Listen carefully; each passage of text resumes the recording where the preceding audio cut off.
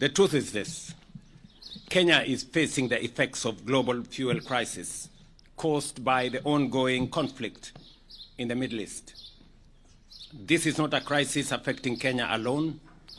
Countries across Africa, Europe, Asia, and the Americas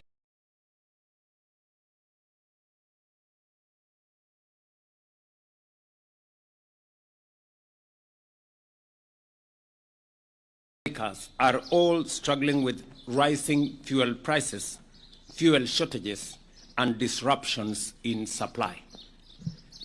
Since the conflict involving Iran escalated on the 28th of February 2026, the Strait of Hormuz, one of the world's most important oil supply routes, through which nearly 1/5 or 20% of global oil passes every day, has experienced major disruption. This has created one of the largest global oil supply shocks in modern history. Within just weeks, global fuel prices rose sharply, with increases and prices increasing by 54% for super petrol, 118% for diesel, and 126.4% for kerosene. These increases directly affect the landed cost of fuel imported into Kenya and ultimately impacted pump prices across the country. The World Bank now projects that global energy prices will rise by 24% in 2026 alone, while the International Energy Agency has warned that global market may remain undersupplied until late 2026 or beyond. Fellow citizens, this is not a Kenyan problem alone. Around the world, governments are introducing emergency measures to manage rising fuel costs, supply disruptions, and pressure on the cost of living. Some countries are now experiencing actual fuel shortages and rationing. Others have encouraged citizens to work from home in order to reduce fuel consumption, while some have reduced working days. Our priority as government has therefore been twofold. First, to ensure that Kenya continues receiving stable fuel supplies across the country. And secondly, to cushion Kenyans as much as possible from the full impact of this global crisis. Kenya imports all its fuel from the Gulf region. Therefore, when global oil prices rise, the impact inevitably reaches us here at home. The current fuel prices reflect the global reality. We recognize that these increases are painful and carry serious consequences for transport costs, food production, business operations, and the overall cost of living. I know that for many Kenyans, rising fuel prices are not just numbers at the pump. They reflect everyday life. They mean higher matatu fares, a farmer paying more for transport of their produce to the market, a border rider worried about their daily earnings, a parent struggling to stretch their family budget, and a business fighting to remain afloat while protecting jobs. The government of Kenya has not stood by. We have undertaken several consequential interventions. First, through forward planning, using the Petroleum Development Levy and Fund, we have built strategic financial reserves to help stabilize the market during times such as this, without disrupting the broader economy as has happened in the past. To cushion consumers from the sharp rise in global oil prices, the government has used the Petroleum Development Fund to stabilize fuel prices. In the last two pricing cycles alone, that is April, May, and May-June 2026, the government has utilized 13.7 billion to cushion consumers. Secondly, working with Parliament, we have reduced VAT on petroleum products from 16% to 8%, foregoing Kenya shillings 14.4 billion in tax revenue in order to reduce pressure on Kenyan families and businesses. In the April-May 2026 pricing cycle, the government utilized Kenya shilling 6 billion in fuel stabilization and also forwent 6.41 billion in VAT revenue. In total, the government spent 12.45 billion on stabilizing during that cycle. That is April-May. We have spent a total of 12.45 billion to stabilize fuel prices. Because of this intervention, super petrol prices were reduced by 19 shillings and 67 cents, diesel reduced by Kenya shillings 40.25 per litre, and kerosene was reduced by Kenya shillings 115 per litre.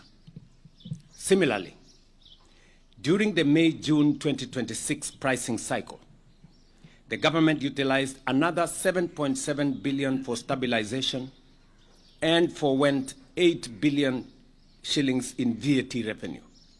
In total, during the current cycle, the government has spent 15.72 billion on stabilization for this month of May-June. As a result, super petrol prices were reduced by 15.87 shillings per litre, diesel reduced by 44.89 shillings per litre, and kerosene reduced by 78 shillings per litre. Just for context, without government intervention during this cycle, super petrol would today have retailed at Kenya shillings 230 shillings per litre instead of the 214. Diesel would be retailing at 277.75 shillings per litre instead of the current 232.86 shillings per litre. And kerosene would have retailed at 270 shillings per litre instead of the current 191 shillings per litre. Taken together, across April, May, and May-June 2026 pricing cycles, the government has spent a total of 28.19 billion on fuel price support through direct stabilization measures and tax relief interventions. These interventions have protected millions of Kenyans from even more severe economic hardship. I have further directed, after consultations with the leaders present here from the transport sector, and we had many hours of consultations with them yesterday, I have directed that in the pricing cycle, next pricing cycle, we are going to further reduce the price of diesel by a further 10 shillings for the June-July cycle to help stabilize pump prices and provide additional relief to consumers. Thirdly, through the government-to-government fuel supply framework, we have secured guaranteed fuel supplies despite global supply chain disruptions, ensuring uninterrupted fuel supply availability across the country. The arrangement has stabilized fuel pricing compared to the old spot market system, where prices fluctuated sharply every month. Before the G2G arrangement was introduced in 2023, oil importers faced intense pressure to secure US dollars within short timelines, driving rapid depreciation of the Kenya shilling and threatening fuel supply stability. By easing pressure on foreign exchange demand and ensuring predictable supply terms, the framework has protected the economy during the crisis as the one we have now. Without it, the country's situation, I tell you, would be much worse. And I want you people to talk to oil marketers. They will explain to you the kind of situation that was there in 2022 when we had a crisis like the one we have. Without a guaranteed supply, without the framework we have built,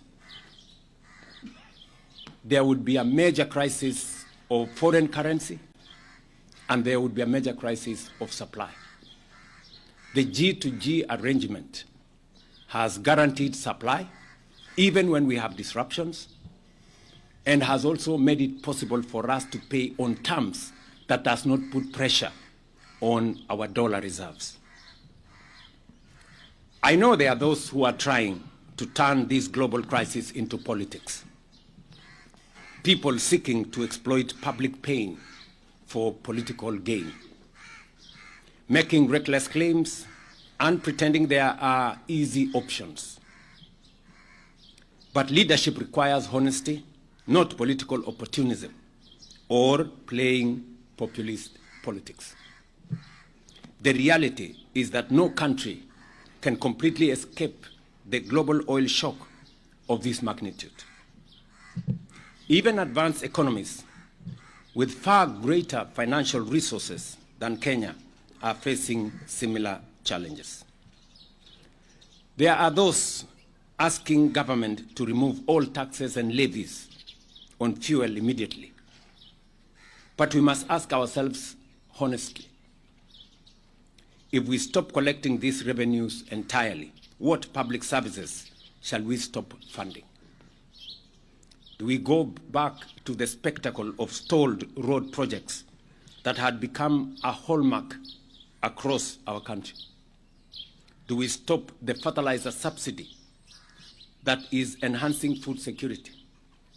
Do we cut the security budget that helps us secure our borders, combat criminal gangs, and protect citizens? Surely, our hospitals and schools must continue to function, and we must continue to fund them. These are not easy decisions. Leadership requires us to make responsible decisions not only for today, but also for the long-term stability of our economy and our country.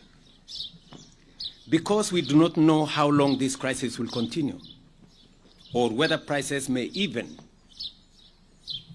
rise further in the months ahead, we must act with care, responsibility, and sustainability in our mind. Fellow citizens, every nation facing this crisis is being forced to make sacrifices. Kenya, too, is making sacrifices, but they must be fair, responsible, and sustainable. Our responsibility as government is to solve today's problem without creating a bigger problem tomorrow. Our duty is to protect Kenyan families today while ensuring long-term stability of our economy. That is why government continues to review every possible measure to reduce pressure on citizens while safeguarding the economic stability of our country. We are engaging stakeholders across the transport sector, agriculture, industry, and business community to develop practical interventions aimed at reducing the impact on livelihoods and economic activity. This crisis is also a reminder that Kenya must never remain permanently vulnerable to external oil shocks and conflicts happening thousands of kilometers away from our borders. Therefore, the Government of Kenya, working together with our East African partner states and the private sector, is determined to bring into production our oil reserves and resources in Turkana and across the East African region, alongside the development of a regional refinery to reduce our vulnerability to disruptions beyond our control. And that is why I have, in the last 6 months, engaged my colleagues in the East African region to bring all our efforts together so that we can use the resources that we have in our region to industrialize our region, but also to build the necessary resilience by having our own refinery in this region. That is work in progress, and I will be briefing the country as we move along. Equally, we are accelerating investments in renewable energy, electric mobility, modern public transport, and energy security infrastructure so that future generations of Kenyans are less exposed to global fuel instability. We must embrace electric vehicles as a first step, and the government has already ordered 3,000 electric vehicles through the Ministry of Interior for use by our security and administration officials. I am also making a declaration that the first 100,000 electric vehicles to be imported into Kenya, whether for public service or private use, will be duty-free, even as we continue to work with private sector for investors in the electric vehicle manufacturing to establish production facilities in Kenya. This is not only about overcoming the current crisis, but also about building a more self-reliant, resilient, and economically secure Kenya for generations ahead. I, however, wish to assure the country that there is no fuel shortage in Kenya. Through the government-to-government framework, under which international oil suppliers are contractually obligated to maintain consistent supply, the government is taking all necessary measures to ensure continued, uninterrupted supply and stability in the market. Fellow citizens, this situation is not permanent. We have overcome many challenges before, including droughts, floods, terrorism, and the COVID-19 pandemic, including other global shocks. Each time we prevailed because we stood together as one people. I therefore ask all Kenyans to remain calm, patient, and united.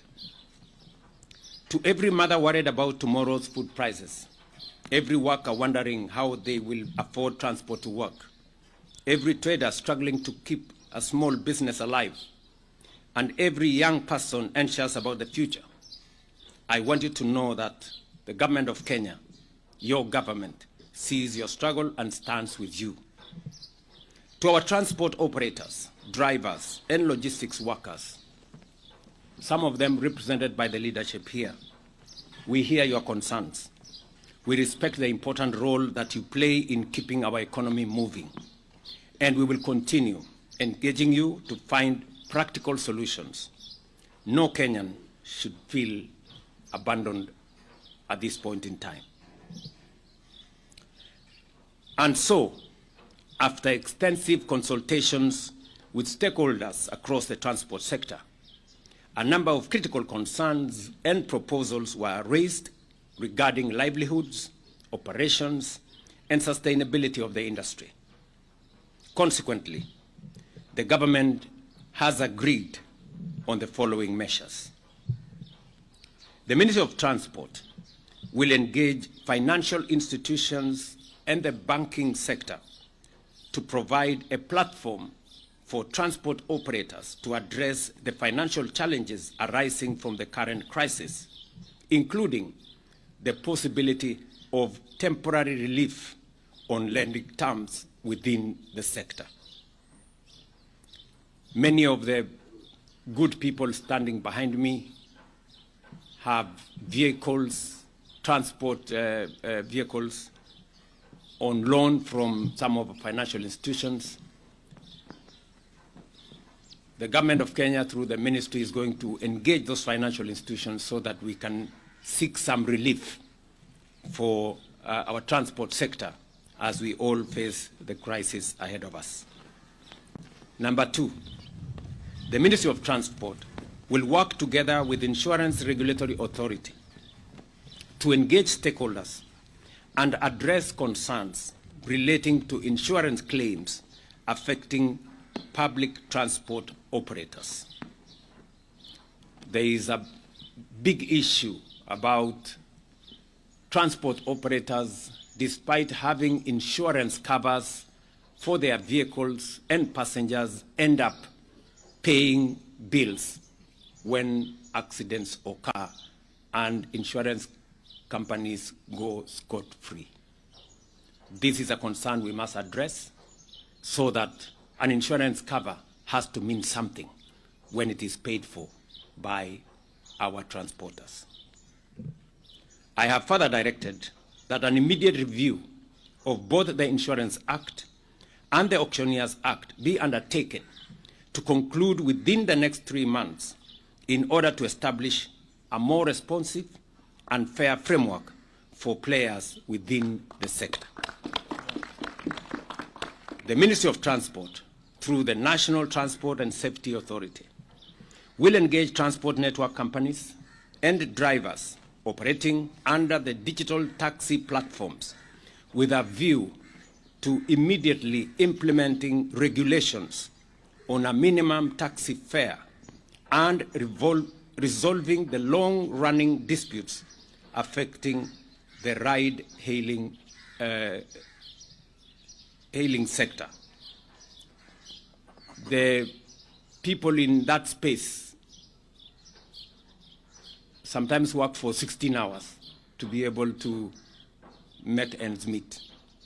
There is need for urgent regulations that have already been developed, and I have instructed the ministry to work with the stakeholders to make sure that those regulations are implemented so that we can streamline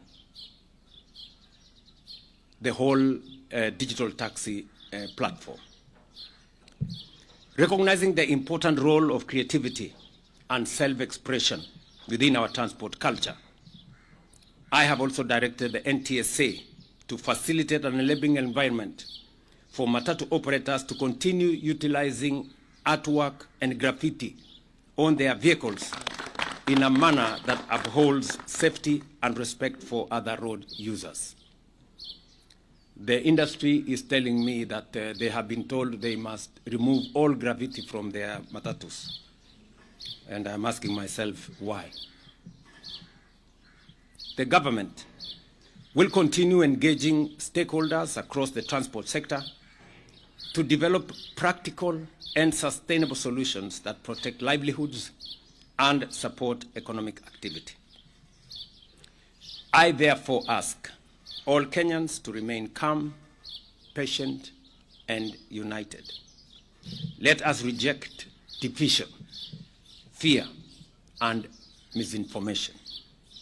While every citizen has a right to express their concerns, collectively, we must reject hooliganism and all forms of violence that lead to the loss of lives, property, disrupting livelihoods, and undermining our economy.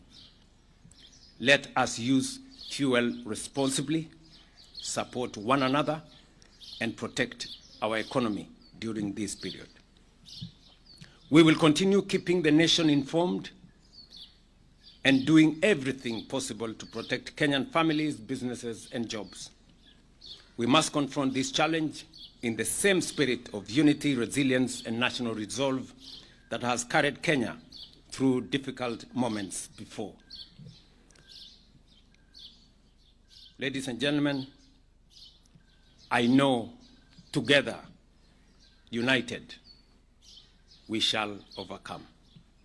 May God bless you, and may God bless the Republic of Kenya. Asanteni sana. Naamini taarifa hiyo niliyotoa kwa niaba ya serikali baada ya mazungumzo na hawa viongozi wa sekta yetu ya uchukuzi ama transport. Tumefanya mkutano jana jioni wa muda, na tumekubaliana ya kwamba mahali tulipo leo kama taifa ni sote sisi tuungane, tushirikiane na tufanye yale ambayo yatasaidia kuhakikisha kwamba biashara zetu zinaendelea, maisha ya Wakenya inazidi kuendelea mbele pasipo na matatizo yale yalipo, lakini kwa pamoja tukiungana tunaweza kukabiliana na matatizo haya. Nimewashukuru viongozi hawa kwa kushirikiana na serikali na kufanya kazi pamoja na sisi kutafuta suluhisho ya yale mambo ambayo yako katika wakati huu, hasa kwa sababu ya matatizo ya bei ya mafuta kupanda kwa sababu ya vita zilizoko sehemu zingine. Na nimewashukuru hawa viongozi kwa kujitolea na kuungana pamoja na sisi kutafuta haya interventions ambayo tumekubaliana pamoja na wao. I want to thank the leadership here of the transport sector for their patriotism and believe that when we meet together, we can always find solutions for the challenges that we face as a nation. And therefore, thank you very much to all you guys, to the ministers who are here, who have engaged on this matter. And as I have said, we will continue to inform the country as we take steps. We are also pursuing dialogue and diplomatic means in the international community to try and bring this whole situation to a stop so that we can continue our lives. And we are hopeful that the days to come are going to be better than where we are today. So asanteni sana. Sijui kama ndugu zetu, somebody wants to say something. Thank you very much, Your Excellency.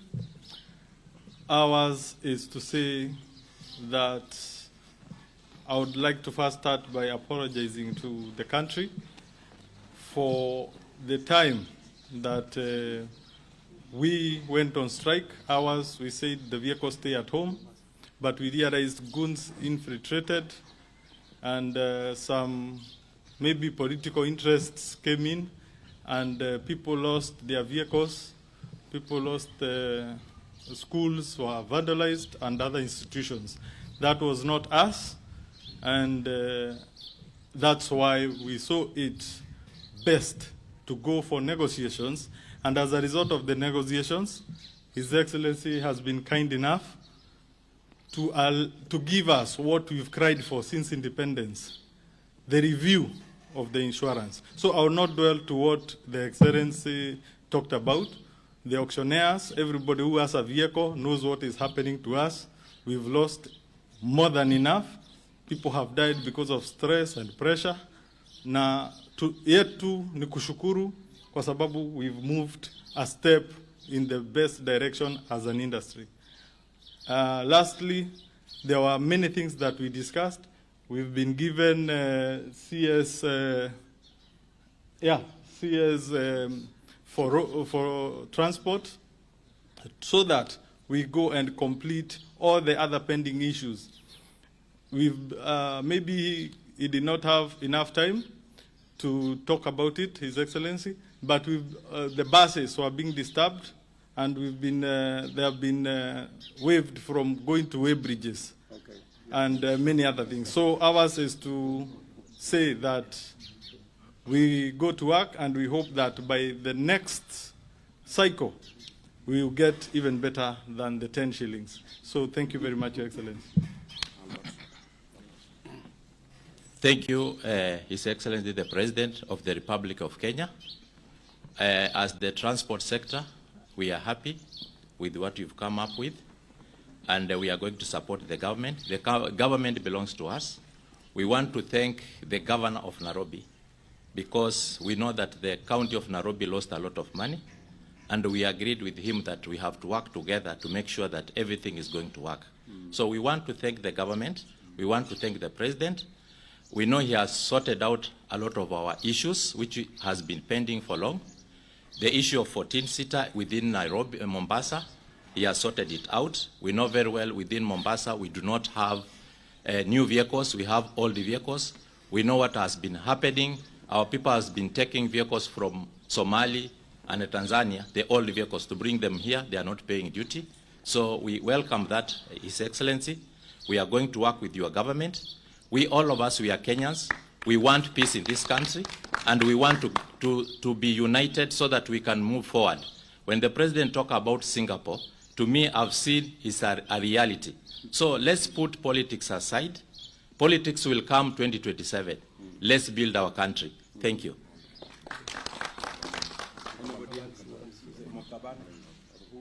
Okay, sorry. We want to say something. We've called off the strike. We had suspended the strike, but we've called it off. So we will not have strike next week. We are going to work. Thank you. Your Excellency, ours is to say thank you.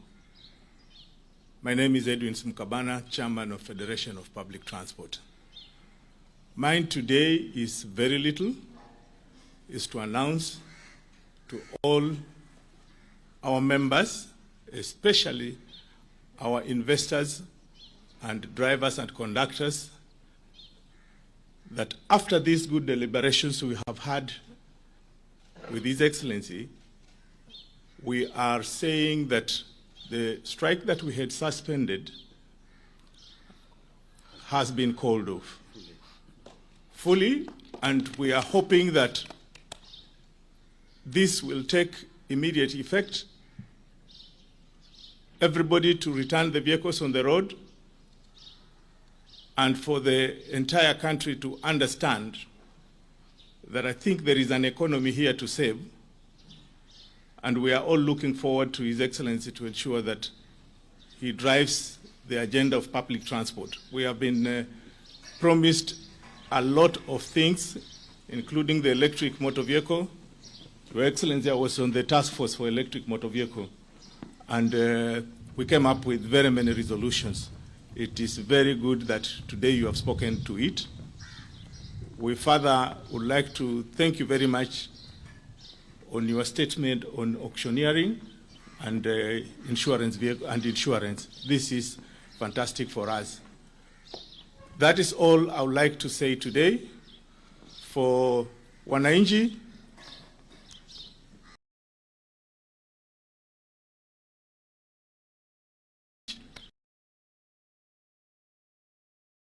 and disruptions in supply.